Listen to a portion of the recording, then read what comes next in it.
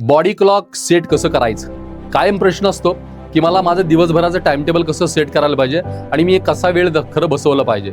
अगदी क्लिअर सांगेन, परीक्षेच्या शेवटच्या टप्प्यामध्ये आपण अभ्यासाचं वेळापत्रक सेट न करता उरलेल्या नॉन अकॅडमिक ॲक्टिव्हिटी दुसऱ्या गोष्टींचं वेळापत्रक सेट करा.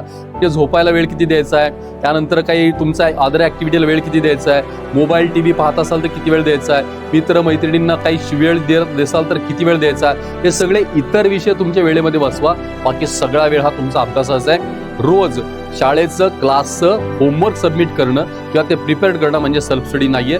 सेल्फ स्टडीमध्ये टिपिकली तुम्हाला तुमच्या स्वतःच्या वैयक्तिक वेळा सेट करायला लागणार आहेत. त्यामुळे बॉडी क्लॉक सेट करताना अभ्यासाच्या टाइम टेबलमध्ये स्वतःच्या अदर ॲक्टिव्हिटीज बसवा आणि पर्टिक्युलरली तुम्हाला तुमच्या दिवसभराच्या ॲक्टिव्हिटीज सेट करून टाइम टेबल एकदम परफेक्ट करा.